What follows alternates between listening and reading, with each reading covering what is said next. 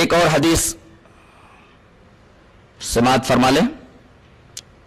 حدیث اس طرح ہے: وعن ابي هريره رضي الله تعالى عنه ان رسول الله صلى الله عليه وسلم قال يقول العبد مالي مالي انما له من ماله ثلاث: ما اكل فافنى، او لبس فابلى، او اعطى فاقتنى ادخر لاخرته، وما سوى ذلك فهو ذاهب وتاركه للناس.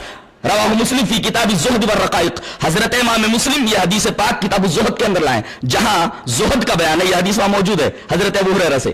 حضرت ابو ہریرہ رضی اللہ تعالیٰ عنہ فرماتے ہیں کہ رسول اللہ صلی اللہ علیہ وسلم نے ارشاد فرمایا کہ بندہ بولتا ہے میرا مال میرا مال،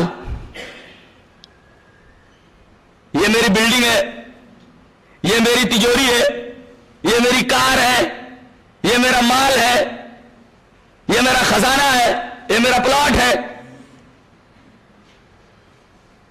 بندہ بولتا رہتا ہے میرا مال میرا مال. یقول العبد مالی مالی، بندہ بولتا رہتا ہے میرا مال میرا مال، حالانکہ اس کا مال صرف تین چیزیں ہیں.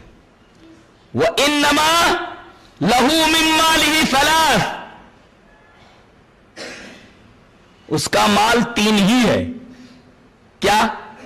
ما اکل فافنا، جو کھا لیا بدن کو لگ گیا، خون بن گیا، اس کو فائدہ ہو گیا، یہ اس کا مال. او لبس فابلا، یا کپڑا سلوا کر کے پہن لیا، بدن کے اوپر رہ کر کے پرانا ہو گیا، اس سے اس کو فائدہ پہنچ گیا. جو مال کھا لیا اس سے بدن کو فائدہ پہنچا، جو مال استعمال کر کے کپڑا لے لیا کپڑا پہن لیا بدن کو اس سے فائدہ پہنچ گیا گرمی اور سردی وغیرہ سے.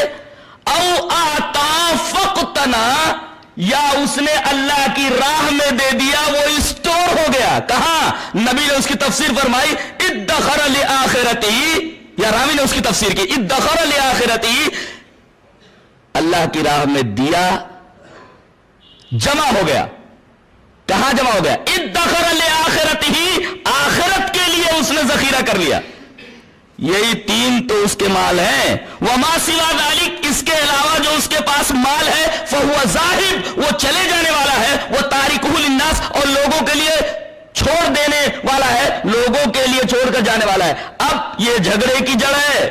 بیٹا کہے گا مجھے اتنا ملنا چاہیے، بیٹی کہے گی مجھے اتنا ملنا چاہیے، اور جو وارثین ہیں وہ کہیں گے ہمیں اتنا ملنا چاہیے. تو جو مال وہ چھوڑ کر کے گیا ہے وہ جھگڑے کی جڑ ہے، اس سے اس کو کوئی فائدہ پہنچنے والا نہیں ہے. اور اگر وہ مال اس نے حرام طریقے سے کمایا ہے تو مرنے کے بعد اس حرام مال کو اگر بچے استعمال کرتے ہیں غلط راہوں کے اندر، تو برابر اس حرام مال کی جو شناعت اور قباحت ہے، اور بچے جو غلط کام کریں گے، چونکہ یہ غلط سنت ایجاد کر کے گیا ہے، لہذا اس کی سزا برزخ کے اندر بڑھتی رہے گی. تو خواہ مخواہ انسان بولتا رہتا ہے میرا مال میرا مال، کچھ لے کر کے نہیں جاتا سوائے چند گز کفن کے.